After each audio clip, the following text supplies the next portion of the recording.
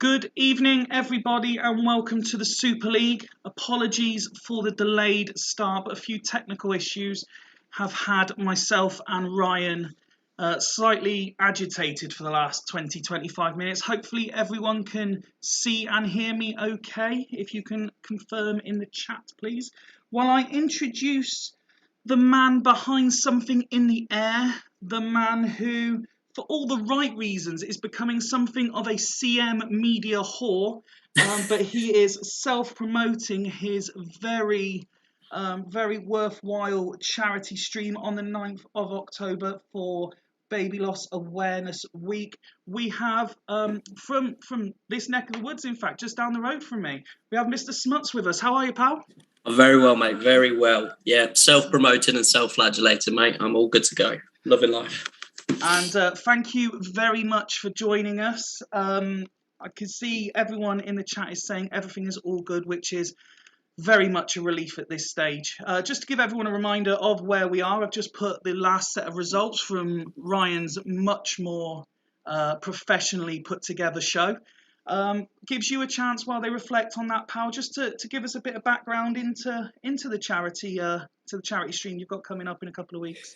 Yeah, of course. Yeah. So Baby Loss Awareness Week starts from the 9th of October right through to the 15th of October. And as people from last year will remember, the Wave of Light is what finishes on the 15th, where you were all so kind as to light a little candle for my little boy, who sadly was stillborn a year on Friday. So 5 days' time will be the 1 year anniversary. So as you can imagine, I need to do something. I am a gobshite and I can play champ manager. So this year's theme for Baby Loss Awareness Week is break the silence. So what's more silence breaking than me not shutting the fuck up for 24 hours? So got to be done. And I'm pleased to say that a lot of people in this champ community, that even as lockdown eases, is still going as strong as ever. They're already backing you, saying that they'll be donating stuff, they'll be watching, and loads of us, including myself, have already said, you know what, mate, you want me on for an hour, let me know. I know you've graciously suggested I'm getting the 3 till 4 a.m. slot, where, you know, to really draw the big crowds in. Yeah, that's about as good as you can get, really, realistically, with your, should we say, following. It's all about awareness at the end of the day, and all 7 people that follow you, mate, are already on. So we'll try and get some of the big guns on the prime time slots. Duggan's already bagsed himself for the prime time post Watershed 9 p.m. to 10 p.m. slot. He has done most of the work, in fairness to him, so I think that's the least I can do. I tell you what, if you can get a few of the Super League managers on post-Watershed timings, it could be one hell of a watch. That's the thing. I'm tonally, it's going to be all over the gaff. We've got the daytime shift, the 7 a.m. till 9 p.m. where it's going to be real earnest, and me getting all upset and sad and trying to keep myself going and mentioning charities and stuff, and then it's going to get to about 9 o'clock and the wheels are going to come off, and as I said the other night, I'm not unaware of the irony of it being at that point probably not safe for kids. So I think it's going to go downhill rapidly, and I think around about that 14 hours in mark, with 10 hours to go, I think that's the time to fuck shit up. Well, there is already lots of love for you in the chat. Lots of love hearts being sent. Duggan saying absolute hero. Mr. Megahorse saying I should probably get the chat up so I can actually see what's going on. Mr. Megahorse saying can't wait to get involved and help out Mr. General. So as we go towards the first game, then let's talk Super League briefly. And obviously you've got back into it a bit more in recent weeks. How have you been enjoying the sort of updated product? I mean, yeah, it's better than it has been, but it still doesn't involve me. So 50-50. Well, I'm sure you'll be putting your name down should an opportunity become available in season. Oh yeah, if you get really, really desperate for teams, yeah, I'm in. Excellent, excellent. Let's get started. And game one, as was posted earlier, we are heading to Astor Athletic, and they are hosting Leddersford, run by Mr. Megahorse himself. Let's have a look at the hosts first.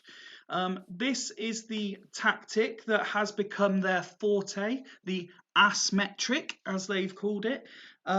ZZ Roberts, massive addition back into the team after his injury. We are in the reserve swap week, so a few managers have made changes. For Astor, their squad amendments, Adolfo, Lennon and Scholl have been promoted, while Fowler, Zanetti and Franca have been dropped to the reserves. Looking at this lineup, what's your initial thoughts? Neil Scally can go fuck himself, first and foremost. Other than that, I fucking hate two at the back. And this is why I've not massively jumped in on the Super League bandwagon, because I mean it's cheating. Hoffland and Hoopier, it's cheating. You may as well whip Bob, as far as I'm concerned. Is it cheating if everyone is doing it? Yes, stop it. Do your swimps tactics where they're all over the fucking gaff and nobody knows what's going on. And in fairness, that front four, I have no idea what's going on, and that is pure Alf. That one. But Alf's not in charge anymore. Is he not? No. This is. Oh, you are out of the loop, mate. This is Mr. Tato Mourinho now. Oh, is it? That explains why it's shit. It. Yeah, explains why it's shit as well. Okay. I'm going to say I'd have expected more from Alf than two at the back, but I have absolutely zero expectations for Tato. Let's move on to the away side then, and Mr. Megahorse is making the Super League look ridiculously easy. He's also made the backward arrow fashionable. In terms of changes to his squad, there's been no reserve call-ups, but the signing of Christian, who makes the bench, sees Jimmy Floyd Hasselbank drop to the reserves. And Ronaldinho and Torres both play, who picked up player and young player of the month. Fair play. Christian, obviously very good at crosses. Otherwise, yeah, I know solid 4 or 5 of them. I play with so many shit teams that all of these high-level players, I haven't got a clue about half of them. And it is worth noting that you are still raging from the football earlier as well, so your mind's not fully there. Yeah, VAR can fuck off. This is why I keep playing a 25-year-old video game, because there's no VAR in chat, man. All right? I can see Jens is saying Alf's special advisor at Sloths now, Smuts. And Mr. Campbell said, a centre-half with wing-backs in the modern game equals cheating. Come on, Smuts, let's not be silly, eh? Well, I mean, where's your wing-backs there? Playing as wingers in this particular exactly. So, I mean, let's go to predictions as we wait for a few scores in the chat. Having seen both teams, what are you thinking for this game? Well, obviously, Mr. Duggan himself has been so kind as to suggest that if I get any of the scores right today, he is going to be throwing a tenner in the mixer for my 24-hour stream. Well, if it helps you, the initial one's coming through. Scott Sadler says 1-1. Steve Wright says 1-2. Rob Marshall 6-0 Leddersford. Ian Edwards 2-0. Tato saying you're going to say 0-9, and Duggan's gone 1-2. Well, you said that Leddersford were doing well in the league, so I'm going to go with 2-1 to Leddersford. Okay, well, Mr. Megahorse is still undefeated since he took over, and they are riding high second in the league at the moment. There we go. It's almost as if I know what the fuck I'm talking about. You did, however, appear on Swemp earlier this week and completely jinxed everyone and every team you spoke about. I did. So I apologise in advance, Dan. This was not my fault. Excellent. Within 4 Excellent minutes, news. Petkov has been sent I off. haven't even finished my apology before I'd fucked that over. Can I change my answer? No, you can't. But we will give Mr. Megahorse, who I have seen in the chat, chance to decide what he wants to do after just 4 minutes. Jesus wept. Because Steve said, "Oh dear," and Mega Horse has just said, "Wow." You're welcome, guys. You're welcome. This is why people tune in. Now, the last couple of game weeks I've been able to do is produce quite a few goals. Is this an indication that you're going to produce a few red cards? I think I'm going to go pure. That was a VAR decision, obviously. This is going to go downhill. So he's saying Hersey left. Yeah, that's what I do. Centralise Vogel with an arrow. So does he mean a bit like that? That's probably what I'd do as well, to be fair. Tato's saying he will also have a man sent off here, I'm telling you, and Taibbi will get a 9. If Dan, you could just confirm this is what you meant with that response. Do you think a red card after 4 minutes is going to be a big factor in this? Obviously. It's not even 4 minutes, it's 3 minutes. Of course it's going to be a big factor. Dan has confirmed that's correct, so we'll kick off and continue with the action. And it is the 10 men that score, and it is Vogel with the arrow that has done it. Like I said, it's going to be a big factor. I didn't say which team. And Zizi Roberts scores, but it's been disallowed. Oh, unlucky. However, Red there we go. There's the made it 1-1. Is Zizi up top? He is. Excellent. So, Zizi top, yeah? Yeah, indeed, yes. I'm going to keep making that joke until somebody laughs. There's only 2 of us here. There we go. We've reached half-time. Astor, unsurprisingly, have been the better side statistically with 6 shots on goal, 5 on target. I mean, numerically, they're the better side as well, yeah. Exactly. Let's have a look at the home side's stats first. To give Mr. Mourinho a chance to make any changes he would like to. Again, he asked me specifically to highlight after the midweek performance that Adolfo is in the squad. So this is me. Why? If I remember correctly, Mr. Ross... No, I mean, why is he in the squad? He's bang average. Just because Tato wanted him to be there, because he's a maverick. Much like yourself. Yeah, you mean you can't both be mavericks.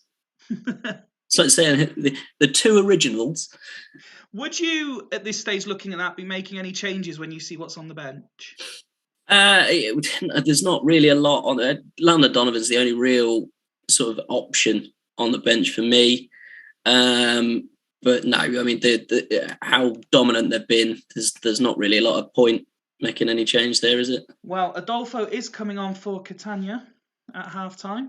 And we'll go over to the 10 men of Leddersford, who, despite obviously the statistical and numerical disadvantage, their individual player stats don't look too bad, really. How has Petkov got sent off with no tackles? Maybe it wasn't a tackle. If we want to... he pushed. And that doesn't count as a tackle? He pushed Salihamidzic away, that's why. No, because he didn't tackle anybody.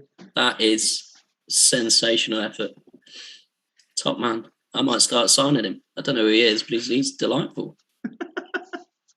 We'll give Mr. Here we go. Hersey off, Ronaldinho left, and Christian on. So we are going a bit like that. Would you, again, looking at the subs available, do you think that's a wise move at this stage? I mean, I'd have probably just left Hersey up front on his own, to be Hersey up front and swapped him with Ronaldinho. But this is the new boy at Leddersford. Yeah, if you just signed him and jumping and heading for your left-handed strikers, what I would look for most, in fairness. It depends what Torres has got on this one for finishing, but yeah, fair enough. Let's kick off the second half then, and do you see it ending in a draw, or should Astor go on and win? No. I've said 2-1. I'm going to stick with 2-1. Sticking with 2-1? It's going to be an absolute... I didn't say which way. It is 2-1. Saviola has scored. And no, to be honest, I think this is going to start becoming a rout very soon. No, well, Ronaldinho has made it 2-2. Jesus, basically, everything you said in the opening 15 minutes has been completely wrong. Thanks for having me, 5 feet. It's been lovely. It's been an absolute joy. Jesus, wept as if I had my reputation's bad enough as it is. I mean, it's down the pits. People are going to be accusing Mr. Megahorse of some form of cheating if this is to continue. Well, no, you only have to look at those top 2 stats. 4 shots, 4 on target. That is that's your main difference there. Had those small amount of chances, took 50% of them. Let's have a look at the away side first. Ugo Ekiel getting man of the match. Taibbi didn't get the predicted 9 that Tato said. Ronaldinho, Torres, Vogel, all heavily involved in what was a good away performance for them. Very, very good performance with 10 men for most of the game. You've done very, very well there. Torres, I don't really know why he's got that 8, but fair play to him. Ehiog, what an absolute man mountain there. 11 tackles, 10 of which have been won. 7 of them are key tackles. What an absolute unit. What a man. If we take a look at the home side, do you think Mr. Mourinho will be slightly disappointed given he had an extra man for so long? Yeah, I mean, he's got one of the best players on the game there, Kevin Hoffland, with a 5. Adolfo, completely pointless, as I said.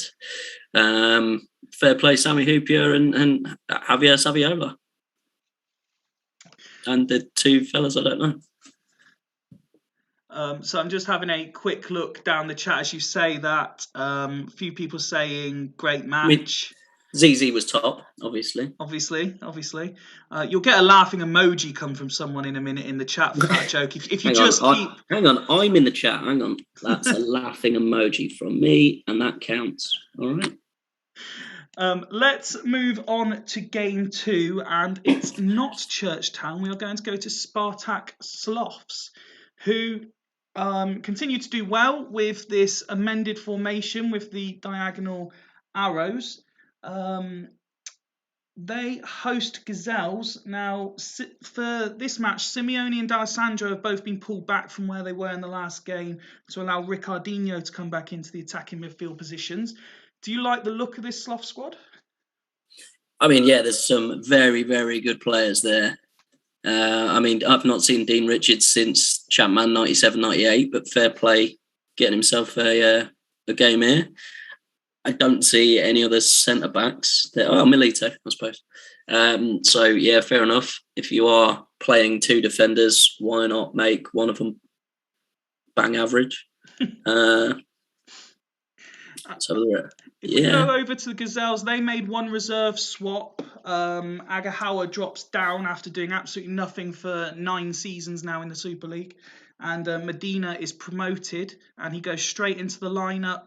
Smertin moves forward in place of the suspended Richie Wellens. Castillo comes in up top as well. So obviously, Alexis Smertin I know as a defensive midfielder. Can he play central midfield? I believe statistically he's just as capable in central midfield because there's no lazy journalism here. Oh, fair enough, yeah. Other than that, what do you make of this Gazelles team? They've not exactly had the start I predicted, but they're not doing too badly. They're 10th in the league, but they'll be looking to move up. As well they should be. Yeah, you've got Cafu and Ian Hart. They're playing wing-backs. Far more subtle than in the Swemp leagues when Cafu was running up and down. Yes, I remember. An actual genuine centre-back pair in there of 2 centre-backs that are worth having on the game. This backwards arrow nonsense on Raul, I don't really understand. But well, I suppose Mr. Megahorse has made it look sexy now. Everyone's doing it. Yeah, I mean, has anybody not seen my worst team in the league in Swemp playing your typical 4-1-3-2 and not being outclassed by anyone? I just wanted to just remind me, we played each other, didn't we, Fifey? Yes, we did, and you beat me. Oh, there we go. Just before we kick off, I just wanted to ask you, Van der Vaart not included for this one. Absolute joke. Absolute joke. Best player in the game. I know you're a big fan. I will die on that hill. That is. I mean, to be fair, in the Super League, you've got plenty of good players. I'd certainly be playing him ahead of Alexis Smertin, who is obviously a defensive midfielder playing in midfield for no apparent reason. While I ask for a few predictions in the chat, can I ask you again, having seen both teams now, what are you thinking? Well, I'm going to go for Gazelles because they are a majestic animal. And even without playing the best player in the game, Rafael van der Vaart, second best player on the game, obviously. Chewy aside, obviously. I've got to go Gazelle. Although, hang on, wait, no, because I need this to actually go the way I want it to, don't I? So I think the Spartak Sloths will win 2-0. Okay, but realistically, I think the Gazelles will win 2-0. Well, we've got Ian Edwards first in with 3-2, Dimble 0-1, Jens 4-1, Andrew Allen, good evening, pal. He's gone 2-1 Gazelles. And Steve Wright's calling you out for your comments about Van der Vaart by simply saying it's bollocks. Let's kick off and see where we go. And it is Gazelles who have started the strongest, plenty of black and gold. But as I say that, Spartak's red kit starts to get involved in the commentary. We've seen Zé Roberto's name a bit. Yeah, not as much Sam Sparrow as I was expecting. That's a very niche black and gold joke, guys. Very niche. Very niche. And it's very quickly got to half-time and, excellent. Well... Every single game I've ever predicted on any one of these streams, I've always said 0-0. There's never been a 0-0. And this is going to be the first time, because it's the first time I've not said 0-0, because I'm actually trying to get this £10 for charity. Well, the first half certainly has 0-0 written all over it. There's not much to dwell on. Yeah, the top there in the middle. Let's, Rob's already, he doesn't even want to see the stats. He's just put keep saying awful. Let's tick over to Duggan's Gazelle, see if he wants to do anything. There's options on the bench if he does want to. There's also options in his squad. Rafael van der Vaart. When you see what's available, would you be making any changes at this point? Yeah, I'd sell Rab Douglas immediately. I mean, there's not a lot on the bench there, I'll be honest. Leave it as is. You leave it as is? Just wait for Duggan's confirmation? So again, in fairness, there's not been a lot on the pitch either. So maybe change it. I don't bloody know. I don't fucking know. You know, you're invited on for your input expertise. In these questions.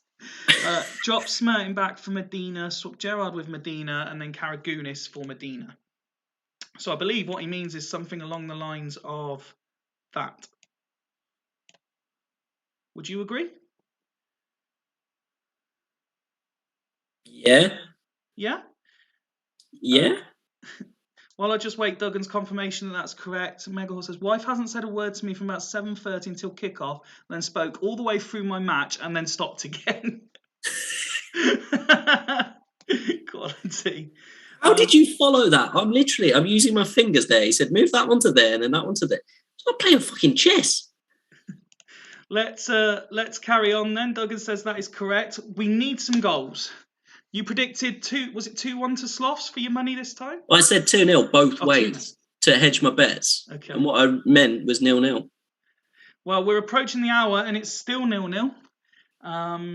D'Alessandro, they're getting involved, and now here come the away side again.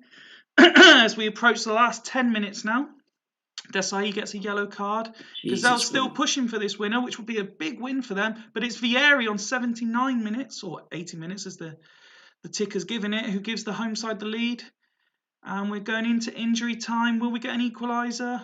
Is that the only score I didn't say at any point? It finishes 1-0 to... I mean, that game One was shot. Absolutely awful. Duggan, I'm so... That's unlucky. That, if I was in the room and that was my team, the laptop would be flipped over like a Monopoly playboard at Christmas. That's harsh. Because see, Jens is followed up on Megahorse's comments that he's never taken a point when his wife's been in the same room. Steve's taking a point in the same way that Stefan Posma took that point? Steve's saying he wish he still had a wife to blame it on. That game was awful. I don't want to dwell too much on it, but let's have a look stats-wise. I mean, you pulled out Dean Richards at the start. He got a 9, but man of the match was given to the match winner, Vieri. Fucking hell, I'm going to have 24 hours of this in 2 weeks' time. Jesus, what?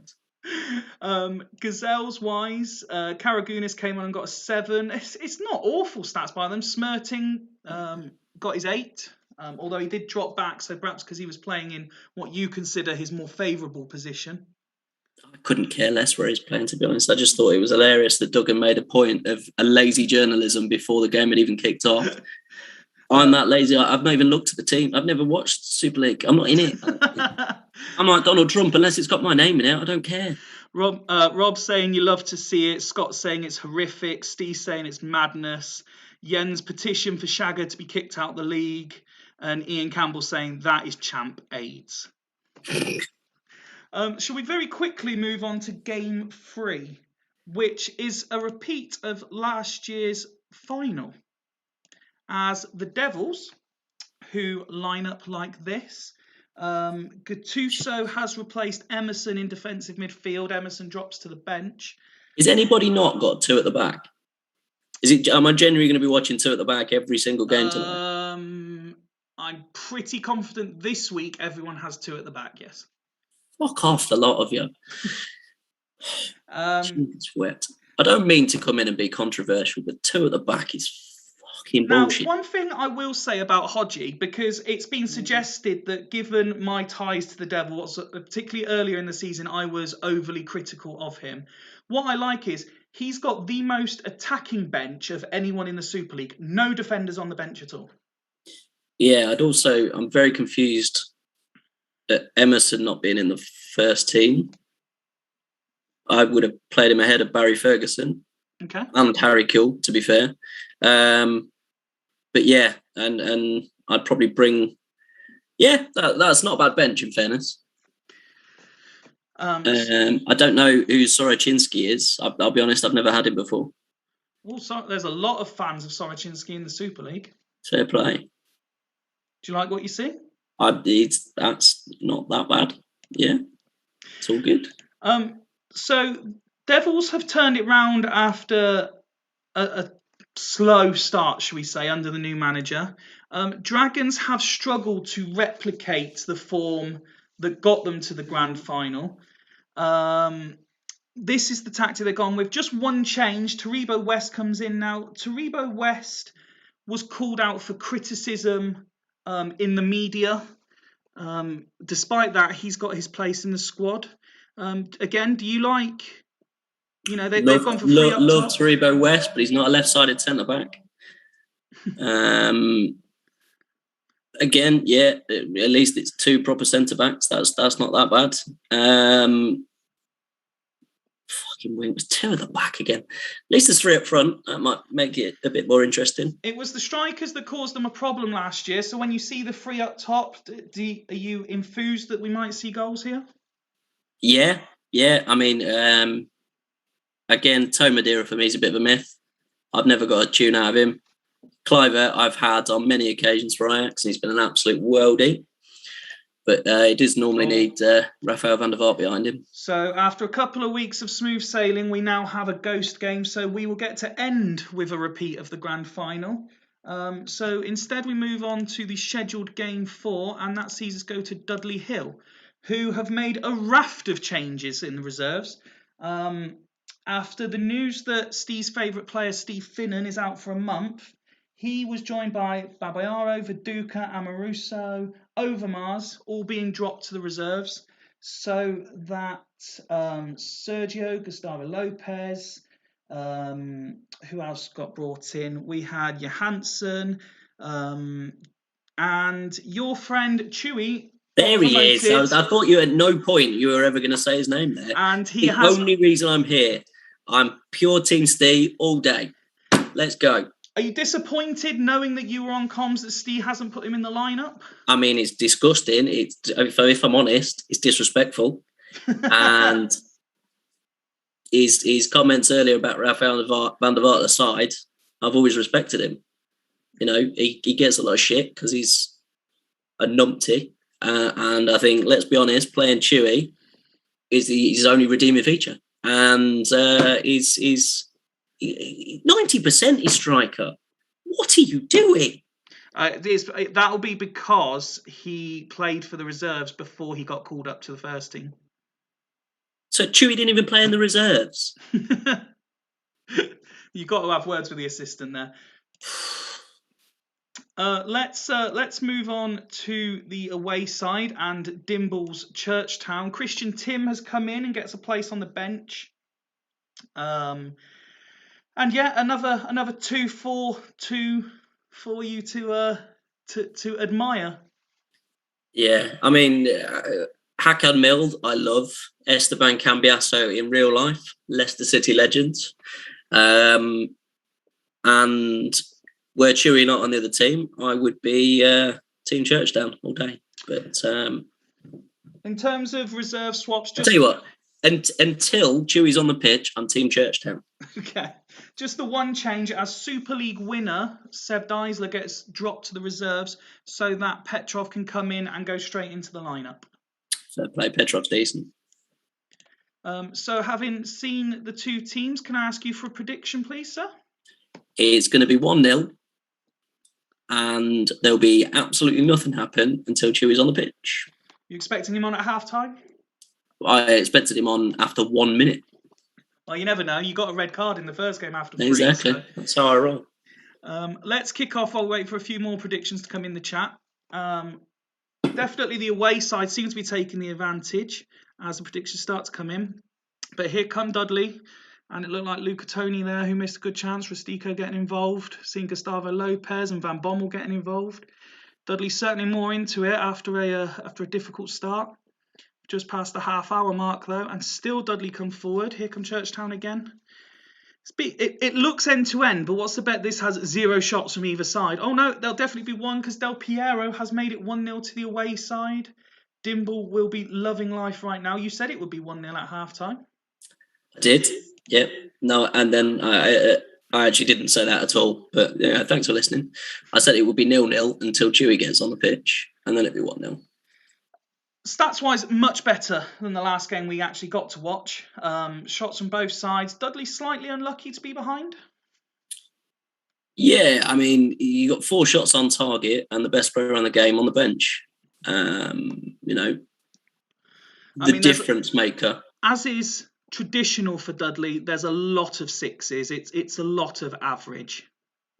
Unfortunately for Steve, he just can't quite seem to get a consistent balance of good performances which will help turn the results round. As you've been championing him for the last 3.5 minutes, I'm presuming you're expecting Chewy on at half-time? I mean, who would you bring him on for? If not, we riot. Who would you bring him on for in this situation? Let's have a look. We can go have a look at his tactics.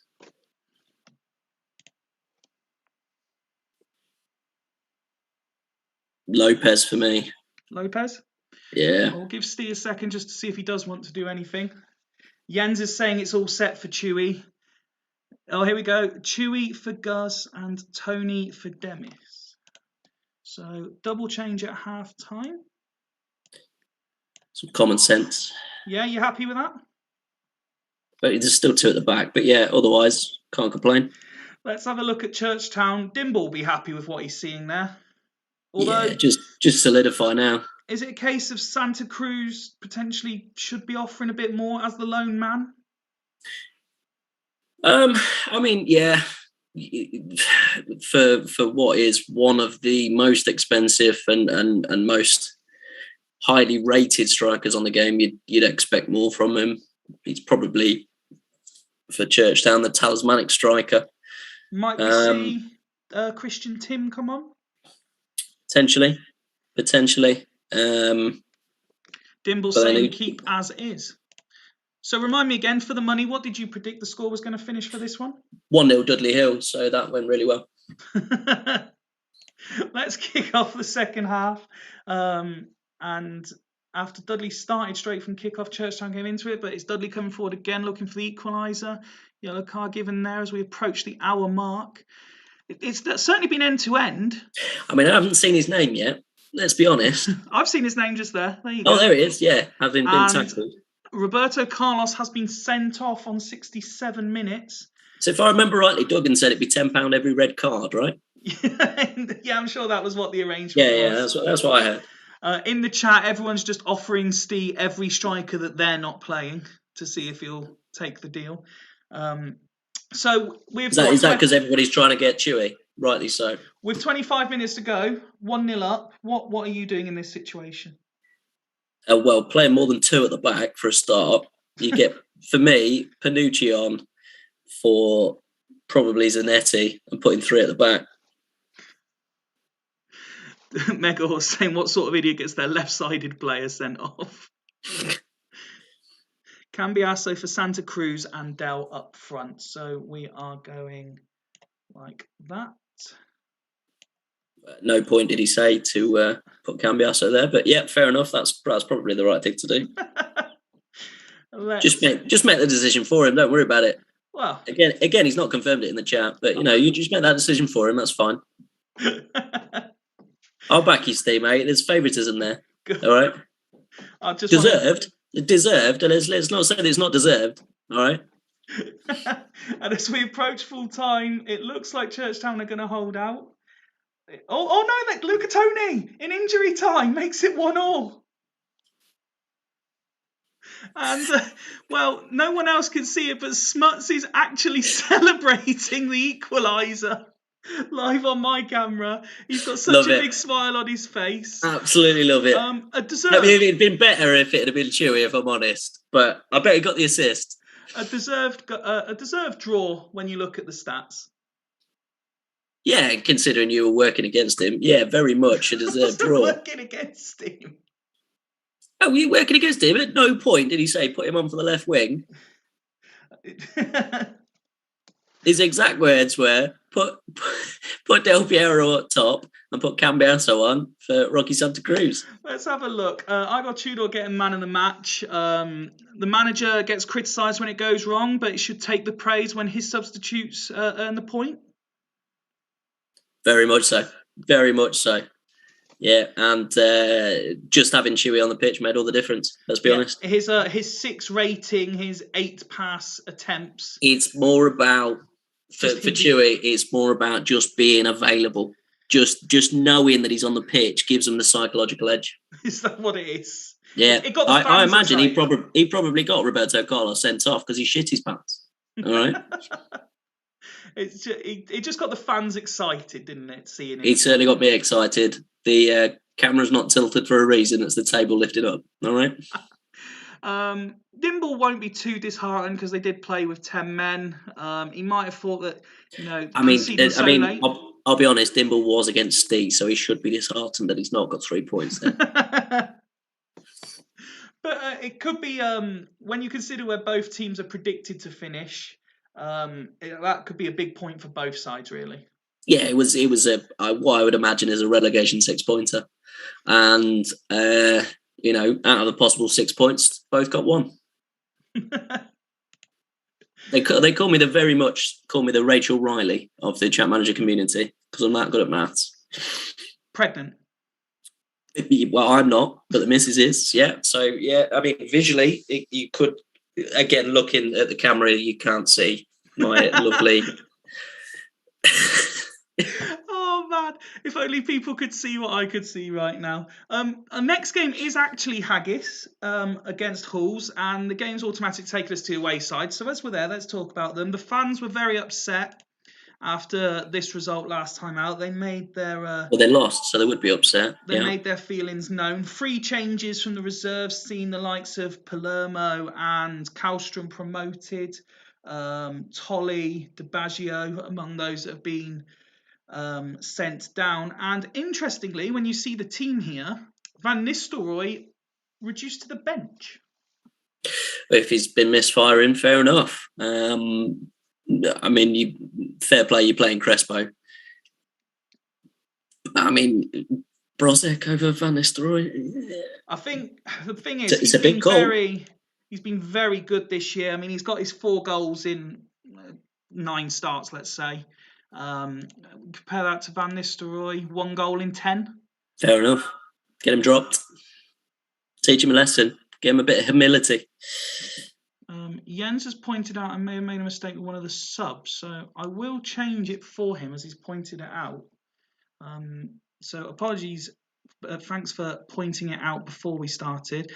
We have a first start, possibly a first start at all. Yeah, a Hall's debut after 3 seasons at the club. What do you think as a total package looking at this Halls team? Because they were predicted to do well, and it's not quite happening for them yet. I mean, if I was going to Magic Mike and hoping for a total package, you'd be disappointed here in the showing. You've got one midfielder effectively on the pitch and a bunch of bystanders. Rivaldo aside, that is horrendous in midfield. I'd be playing Zanoni ahead of. Well, I'm assuming that's Derek Boateng, and they've just spelt it wrong. I think so, yes. Yeah. Couldn't afford the N. Fair play. Jesus. You're a hard man to please. That's what I've come to realise. You're a very hard man to please. Well, you didn't say that the other week when we were together, but, you did bend over for me and take it like Posma. Give me the 3 points, which was lovely of you. We then have a look at the Haggis team. Why is Mike Duff playing in a team like this? Jesus, wet. They do have some... You've got Gary Neville in the team and you're playing Mike Duff. Oh, my days. We do have, Haggis have a few availability issues with the likes of Vieira missing. So you've got Danielson joining Mendieta in midfield. Interesting choices in attack with Saha joining Shevchenko, Salas on the bench. Yeah, I'd probably play that as well. Which interestingly means Vasilyuk isn't involved at all. I'd be more disappointed if I'm Henrik Larsson, not in that front two. Larsson's an interesting one because he hasn't really performed at all. Jesus, he's been dog shit. Yeah, he has indeed. I can only remember in the 8 previously completed seasons him having 1 good season from memory. Fair play. I mean, otherwise, very, very strong. Yeah. Very strong. They started, after the first couple of games, they turned it round. They had some really good form. And then it's kind of curtailed in the last couple. They've not won in 4, drew 2, lost 2. Let's head to kick-off and ask you for your prediction, please. You see, my problem here is obviously I'm not going to get any of these right, but I've got to second guess myself and say what I actually think is going to happen is Haggis Hunters are going to win. Okay. But if I say Hooves Vikings are going to win, then Haggis Hunters will win. But then I won't actually get the tenner anyway. So fuck it, 2-2. 2-2. Ian Edwards first in again. He is quick off the mark tonight. He's gone 2-1 Haggis.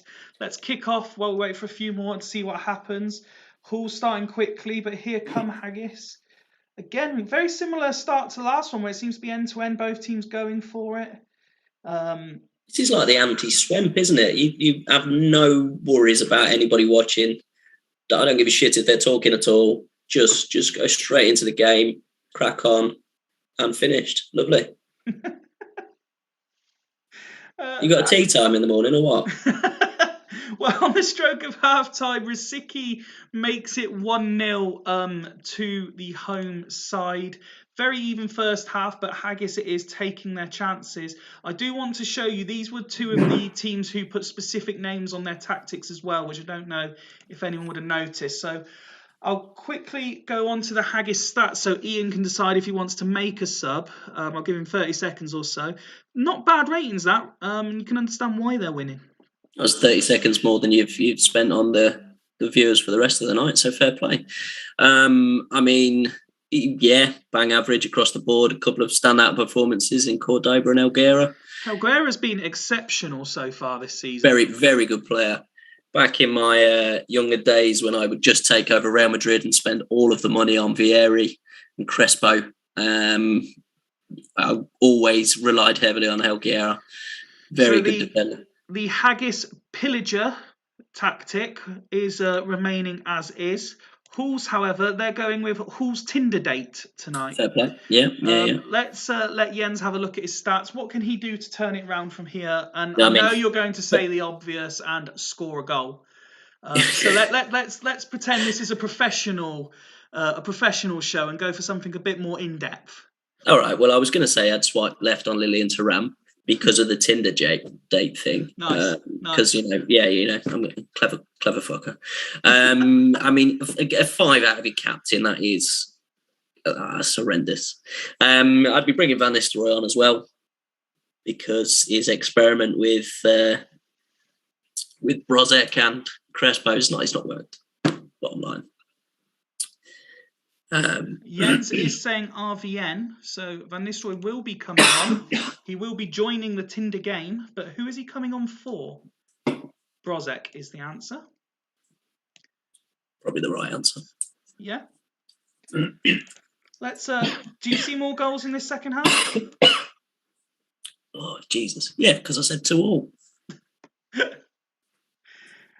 Well, the first 5 minutes have gone by and Haggis look like they're in charge, and Mendieta makes it 2-0 to the hosts. So you're still on for your first correct prediction, and that's gone as Helguera makes it 3.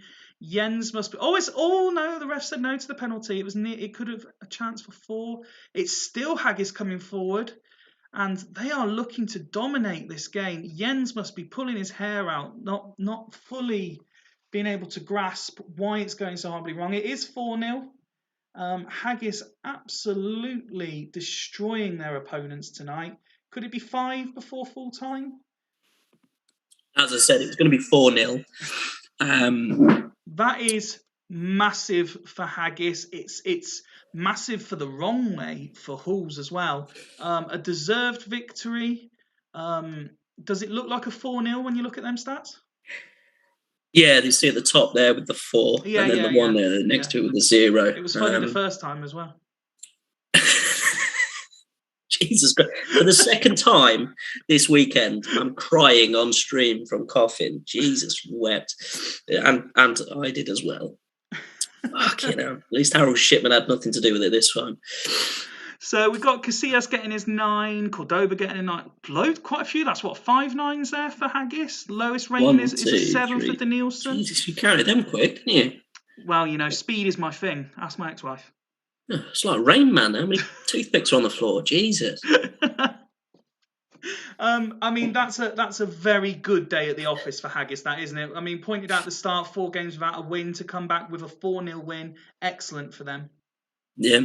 Obviously, Haggis was the man who said that he'd rather choose a beaver's tail so he could play ping pong with his tail. Fair play to him. He's made 2 very good decisions this week. One of which was dropping Ruud van Nistelrooy to come on as an impact substitute, and obviously Jens. I mean, Costanzo 5 is the obvious. Thuram didn't improve his 5 either. You pointed out that the midfield didn't look great, and you see C-Mac and Rivaldo, they're both on 6s. Jens's squad are a lot better on paper than they are producing in the minute. Do you expect them to turn it round at some point? It depends. When are they changing the manager? Oof, ouch. You've gone for the jugular there. Jens is one of the most You cannot say that a team looks better on paper than they're performing and not look to the manager. Surely? Are you suggesting that Jens is like the Mikel Arteta of the Super League? Is he a good-looking bastard? He's very good-looking. Fair play. In that case, then yes.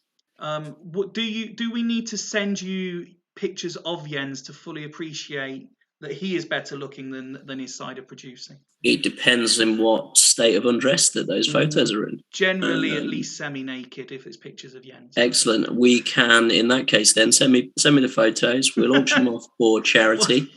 And I normally pride my Sunday show of being you've turned it into absolute American trash TV. What did you expect? I don't know. I'm flued up to the eyeballs. I'm balls deep in cowpole. You've dragged me on, desperate to get some sort of viewership. And what else did you expect? Just seeing in the comments, Tato confirming Jens is beautiful and ripped. Fair play. Scott sort of. Then why is he still playing a 20-year-old video game with a bunch of virgins? What are you doing? But just because he's the good-looking friend that makes us fours look like sixes. Fair play. Yeah. Mike Savage pointing out balls deep in cowpole. That's a new one. Hey. We're heading to Bostock next for what should have been the penultimate game. Another two at the back for you. Yeah, and my youth idol Emil Heskey, who played for the same youth football team as I did, is not on the pitch. So if things have been different, I could have been talking to Heskey right now while you had already played for Leicester, Liverpool, gone off to Australia. Exactly. I mean, apart from the fact that he's about 10 years older than me. Ashley Lytle, on the other hand, was in the same youth team as me. Why are you starting him over literally anybody else? Because this is a very, very, very good. Oh, in fairness, that is a very good Ashley Lytle. I take it all back. I take it all back. Nine times out of 10, he is absolutely dog shit on this game. I mean, apparently this is the 10th. Ashley Live in this Super League, he is a player who is matching stats and average ratings together. Fair play. I take it back immediately. I will admit when I'm wrong. And this is that odd occasion. Well, I mean, it's been all night. In fairness, I'm going to pick out one player here. Okay. Who should not be anywhere near the Super League, and he's in the number 10 position. Oh wow, controversial this one. So he's got good ratings since he's joined. He's had decent ratings. There are some that don't understand how he's in the Super League, and some that don't understand how he couldn't be in the Super League.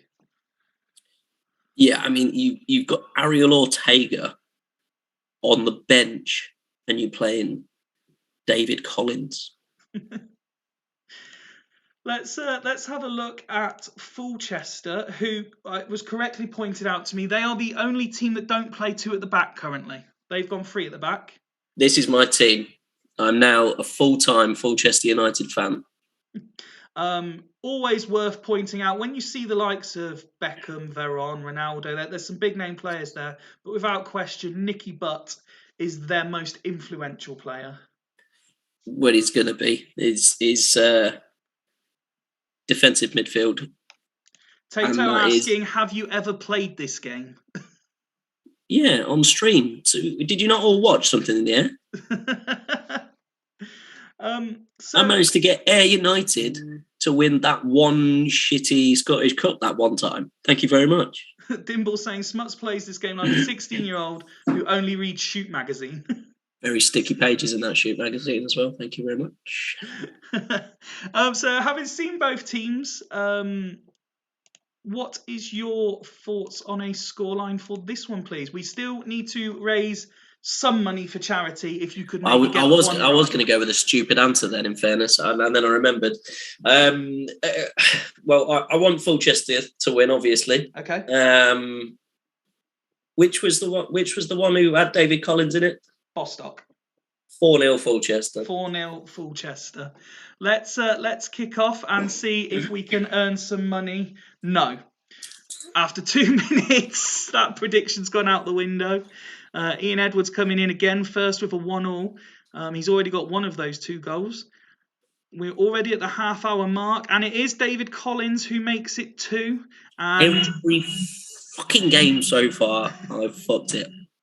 And there was a fairly aggressive shake of the head as that became 2-0 because given that no one else can see the camera. Fulchester have not. I mean, it's not a great performance by Bostock statistically and by their high standards, but Fulchester just haven't turned up in that first half.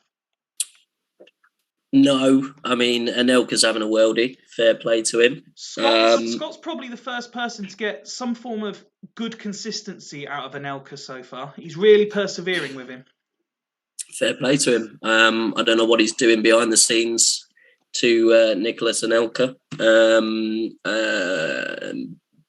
probably some sort of man-on-man action to keep it going. But fair play to him, it's working. Keep it going. Scott is already saying as is. I don't think I've seen Macca in the chat, so we won't dwell too long, but he's mixing an 8 there for Nicky Butt, who I highlighted before the game, with a couple of 5s for Beckham and Valgaeren. They've got the players still to turn it around, especially when you add in the fact they've got Nedved and Shearer on the bench. Yeah, I mean, I wouldn't be putting Shearer on over Owen and Ronaldo, even with how sort of relatively average they've both been. It's been pointed out Macca is in the chat and he's going Ronaldo for Shearer. So there, he's not listening to you either. Excellent. I wouldn't do, to be fair. Jesus wept. I'm seeing Scott's put in, Anelka doesn't train. It's as simple as that. Fair play. He's also making a second change. Nedved is coming on for Giggs. So when you see those 2 subs, can it have the impact that he needs to get back in this game? We'll put it this way: he's not going to win 4-0. No. Let's restart the second half then and see. Hang on, let's see if I can help. Tell you what, Shearer's shit, isn't he? Fulchester started well, but Bostock very much taking dominance again as we pass the hour mark. Can they make it free? Diego Tristan getting involved. Collins, Anelka, all the right names from a Bostock perspective. And it is 3-0, and it's Lee Bowyer with his 5th of the season. As we head into injury time, will there be a consolation? Tell you what, I couldn't even get 4-0 right. It's finished 3-0, a deserved 3-0, I think, when you look at the stats, and a professional job by the hosts. Yeah, I mean, that is very, very one-sided. And the team man, Nicholas Anelka, with his 10 rating, getting man of the match. Fair play to him. And Ashley lied exactly as I pointed out. Dog shit as always. It's solid ratings throughout. A 6 for Decor. Arguably, he's not really had that much to do. Probably more than an average performance. He's had a deck chair out for most of the game, to be fair. This is as much of an unlike typical Fulchester performance as I can remember in a while. These are the sort of ratings that you usually associate with teams further down the league and in considerably worse form. Macca, I can see in the comments he's put just didn't turn up. Sometimes you just have those days at the office, don't you, where it just doesn't happen? Yeah, usually when I'm on comms and I say, I'll tell you what, they'll definitely win.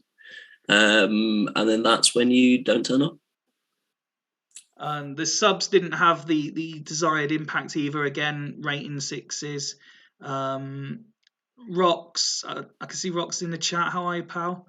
Dimble saying, I've never seen that for Fulchester. He's quite right. It's not their usual. You're welcome. So we come to what should have been the final game of the night, but remember we had that ghost game, so this is actually the penultimate game. We've got Northern Burn hosting Locomotive Boston. Loco, who have had an awful array of sort of month to 3 month injuries. They've had 2 or 3 players already this season stricken down, and that's why the centre midfield area, I mean, Greavesy is stereotyped as being defensive, but he has to be now because all of his attacking midfielders are getting injured. Skull's the only one with the arrow playing in the centre. Haman has come in from the reserves to claim a spot in midfield. Kaluzhny's come in defensive midfield. Do you like the look of this setup? I mean, it's a better midfield than the one with Rivaldo in it. Even after you've mullered his midfielders there. Fair play. Nice to see the editor of the database, Lussenhoff, who get himself a run out on the bench there.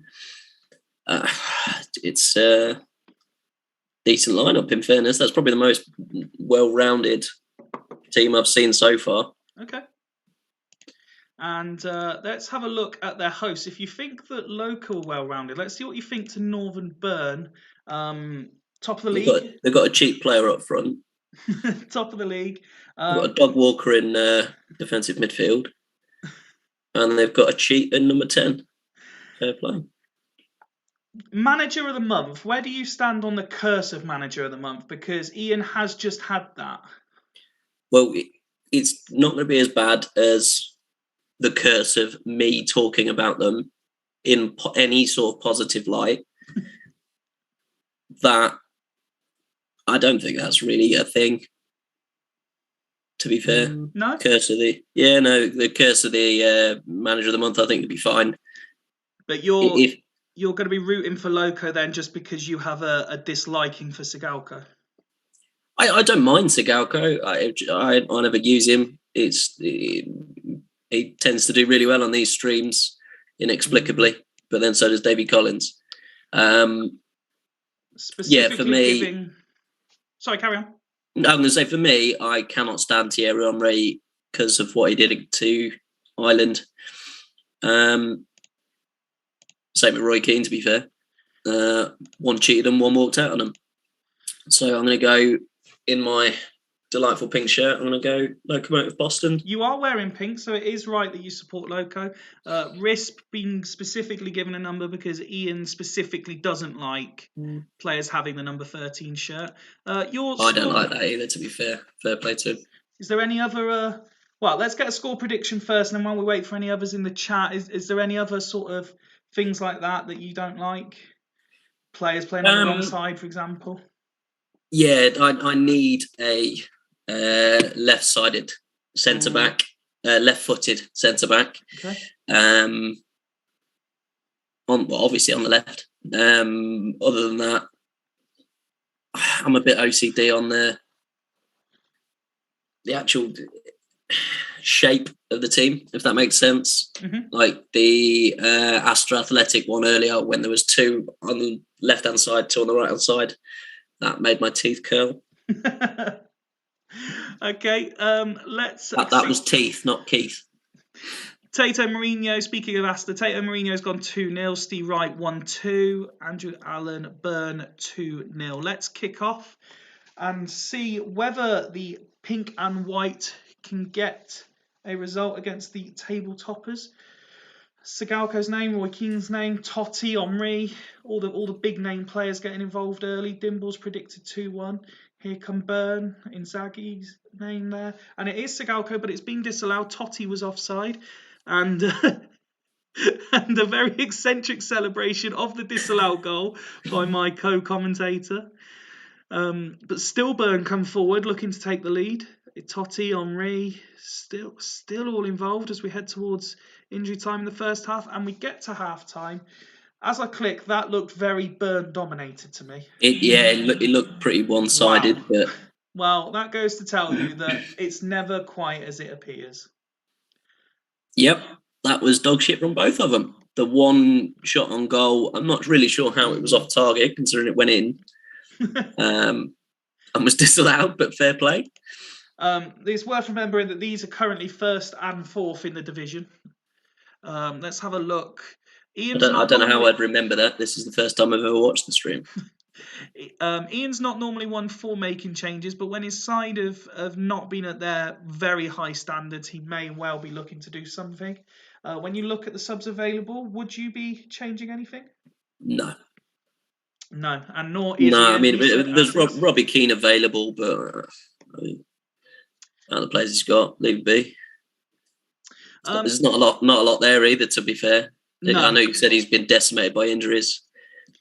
Kind of just sort of roll the dice, hope for the best. It's a question of whether Greaves still awake, because he normally starts at like 4 a.m, so he's not a big fan of being on late and tries to avoid it where possible.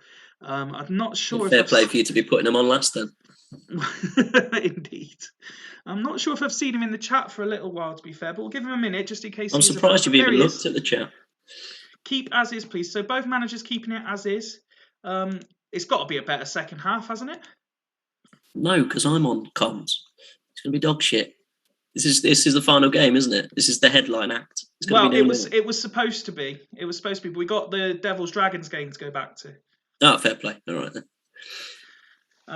We are already at the hour point, and Byrne and Sigalko's had another one disallowed. Yellow cards being dished out. Let's slow it down for this top of the table clash. Last 15 minutes. I realise I haven't actually been. Normally, I slow all the games down if they're within one goal, and I haven't been doing so. So apologies to everyone, but I've been too busy listening to Mr. Smuts' disdain at everything, all things Super League. We're heading into. I didn't mean to come on and call everything dog shit, but you know, you just call it. I call it as I see it. Yeah. Scott's actually commenting on the same sort of thing. 22:08 for the last game is good progress. Maybe next week I'll just have no one on comms. I won't say anything and I'll just speed through all the games and make occasional noises so people know I'm still here. We're heading towards injury time. Still 0-0. Come on, there's got to be a goal. Will there be drama? Montella with a chance at the end. We're into injury time now. Hang on, if it does finish 0-0, that is at least one result I've picked correctly. Well, you know what's about to happen here then, don't you? Yeah, fucking Sigalko's going to score. And it is 0-0. Hey!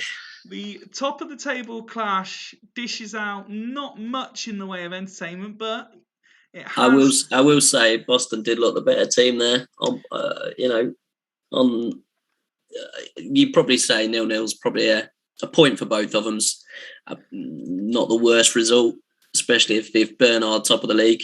But that was absolute dog shit. Sigalko man of the match for having his 2 goals disallowed. Yep. Jesus Webbs. There's not a lot you can say about that really. How somebody's getting a 9 as a striker in a 0-0 draw, I really don't know.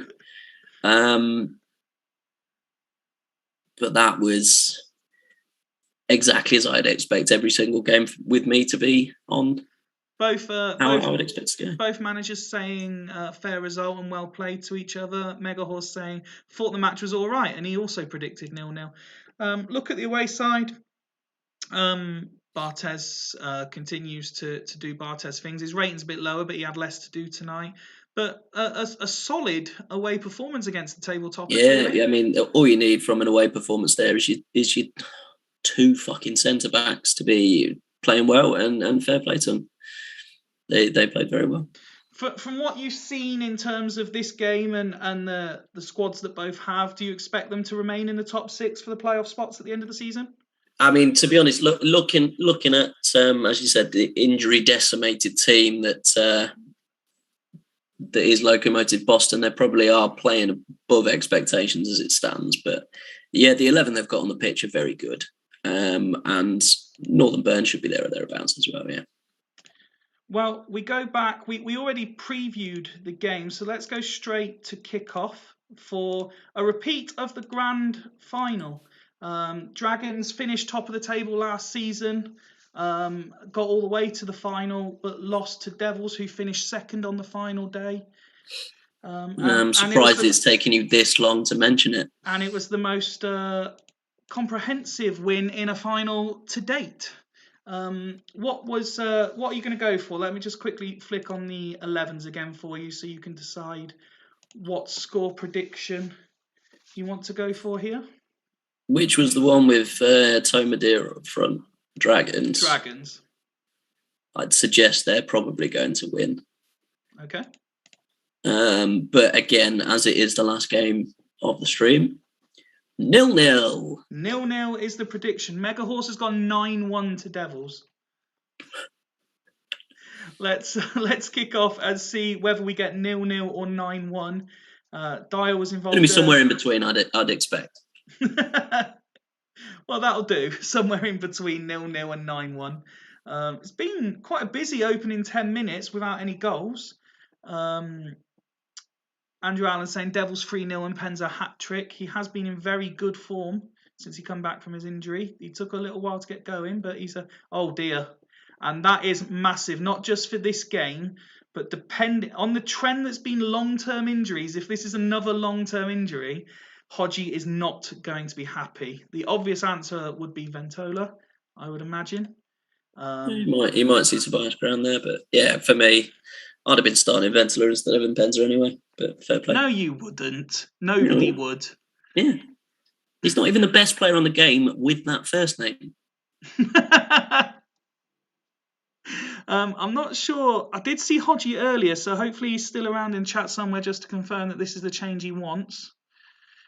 Yeah, there he is, confirming Ventola. So let's carry on to half time.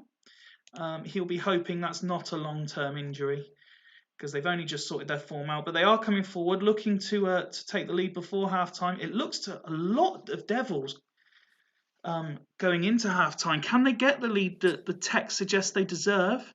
A yellow card dished out there, and here come Dragons.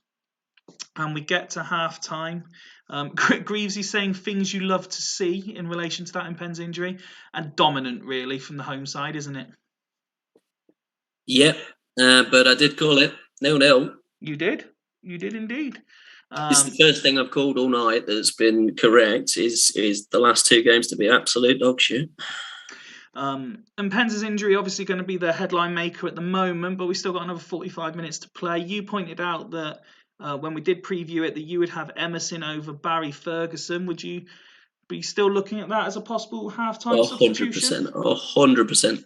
If you're playing for Roma, you should be playing in the Super League. Ryan's asked the question in the chat, am I right thinking that Dragons have lost every game versus Devils to date?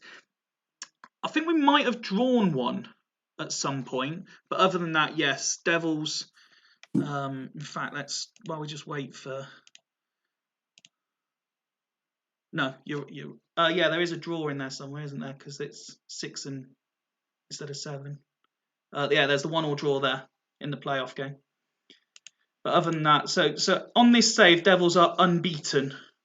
Emerson is coming on, but it's for Harry Kuehl is the halftime change. Yeah, that's fine. You happy with that? Yeah, I mean, Harry Kuehl's not been playing very well, so fair enough. Let's have a look at the Dragons side. I've not seen Jamie in the chat at all, but sometimes he sits quietly in the background, not make any comments. So we'll give him a minute just in case. Clivert on a 5. People say when you play free centre-backs, there's normally one that gets a 5. The suggestion is when you play free strikers, sometimes one of them gets a 5 as well. Fuck knows why playing 3 strikers, but, yeah, fair enough. You're all getting each other's way, surely. We've just seen swap Ferguson and Emerson, so they're the other way around as well. I've not seen anything yet from Jamie, so we will kick off. I'm guessing you're hoping Dragons can hold out if it's to continue like this then, so you can have your 0-0? Yeah, fair play, yeah. Well, we have kicked off, and we're very quickly up to the hour mark. The lack of Mpenza possibly going to have an effect on the Devils again. It still looks very dominated by the home side. And there is 1-0, and it's Nesta with the goal. And could the floodgates open now that they've got the first one? Slow it down for the final game of the evening. 15 minutes to go, and it's Amar. Another save from Shottis. Another corner for the home side. Dragons obviously bang on with me 0-0 again. Nice pun from Megahorse in the chat, Patrick Fivert. As we're into the final 10 minutes of the last game of the evening, still Devils come forward. Will they get the second goal that they arguably deserve? If Mpenza had been on the pitch, might have been different. Would he have taken 1 or 2 of these chances? Has Mpenza got naked pictures of you or something? No, he's just an absolute beast. I will say again, he's not even the best player with that first name. And Van Bronckhorst on the volley, another save and a 1-0 win for the Devils. Dragons' miserable form continues. Hodgie's resurgence continues. And that is the most dominant game we've seen tonight. How that's ended 1-0, I simply do not know. Only one of the goals went in. Well, oh, you and your witty ways. I mean, it's impressive, really, from the home side, isn't it? When you consider the talent actually on show from both sides, to be that dominant is very good for this Devil side. Aymar getting man of the match. Yeah, I mean, Emerson and Ventola, the 2 players I picked out, should have been knocking on the door to be starting. Replaced the only 2 players on the pitch with 6s, and were far better than the 2 players that they should have started ahead of. So fair play. Absolutely, and this shows the difference it can make, because there's very few subs. I think Steve was the only other one who made a sub that had a significant impact on the game with a decent That's rating, right. wasn't he? With Chewy, yeah, exactly. And yeah, rightly so. Ian Edwards saying Devils looking good. Steve Wright, most dominant 1-0 ever. Let's have a quick look at the away side. Fair play to Chiotis there. He was the only one really that was properly putting in the effort, isn't he? Yeah, it's the only one who turned up. Even the manager didn't bother turning up for this one. So, fair play. So the Devils march on in their resurgent form, and that concludes the action for this evening. Not as many goals as we've seen in recent weeks. Quite a few, there's a few noughts in there, but some teams, you look at Haggis got 4, Bostock got 3. Let's have a look how tonight's results affected the table. Northern Burn continue to lead the way, 23 points. Bostock move up to second on 21, Leddersford 20. As we move, Devils are now just 1 point outside the playoffs, with which Haggis are in 6th. As we look at the bottom, Dragons 9, they would have been expected higher at the start of the season. Halls have got 10, they were definitely expected higher at the start of the season. Dudley Hill 10, widely tipped to finish bottom, so he'll be quite happy sitting in 12th at the minute, I think. But still plenty. I mean, if you go from Astor and Gazelles on 11, they're only 6 points outside the playoffs as we approach the halfway stage. So still plenty to play for. Well, yeah, how many games are left in the season? 15. Yes, it's a 26-game season, yeah. Yeah, so there is plenty to play for. There's about 15 games to play for. So I'd say around about 45 points. Yeah. Genius. Remind me to, when I do my stand-up tour in 2022, to have you as a ghostwriter. Excellent. Yeah, I mean, if you're doing a stand-up tour with your vast array of fans, I'm assuming that's going to be in what, a cupboard under the stairs? Well, the thing is, I can't stand up for a whole tour because that's too much like hard work for me. Fair play. Yeah. So again, looking at the results, was there any in particular teams, given again that you haven't until recently been fully involved in the Super League? Is there any teams that have impressed you tonight? Yeah, I'm impressed that Steve managed to get a point. Fair play to him. You're right, he probably should be bottom.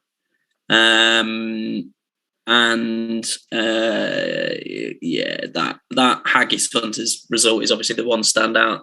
Bostock Stanley there as well. Fair play to the pair of them. They've absolutely smashed the back doors off that. You got to look at that next week. You got to say that Leddersford against Northern Burn is going to be the standout game. Bostock Stanley against Boston Locomotive, another good game. Steve's going to get shellacked, isn't he? Bless him. There's certainly some interesting games to enjoy with Ryan on Wednesday. Listen, I'll carry on calling you Smuts, as that's what people actually know you as, even though we're on much more, I suppose you could say, formal terms.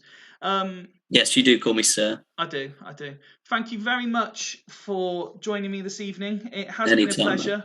Anytime. For everyone who stuck with us, thanks for the chat. I've enjoyed reading your comments. I'm sure it'll be a much more professional and widely analysed show on Wednesday for you to enjoy. But Smuts has been definitely entertaining to watch for me, as well as listen to for you, hopefully. And good luck, mate, when it comes to the charity stream. I'm sure everyone here, everyone at Swemp, and everyone else around the CM community will be tuning in, donating, getting involved where you need them to.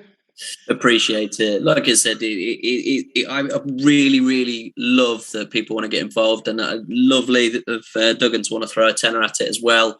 Here and there, it really is all about awareness. It's literally there in the title. It's the third word. And I really just want as many people to be on board, and to have some eyes on it that wouldn't have been ordinarily been on it. So if anybody can spare a retweet and a share and a pat on the back and oh look, there's Smuts being a numpty doing stuff. That'd be lovely. That really is the whole theme. So that'd be lovely. Please and thank you. And it's been a joy to have had me on. So fair play.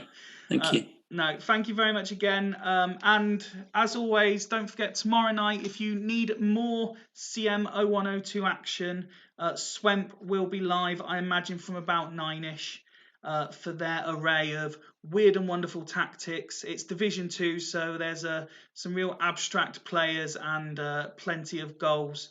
And, there's one particularly good team in it. There's one particularly good team called Aussie's Dream, who are shocking the world with what they've achieved in surprisingly in the top half of the table. Yeah, surprising even its manager.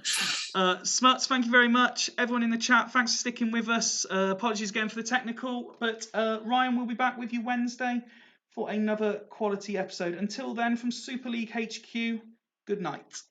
Toodles.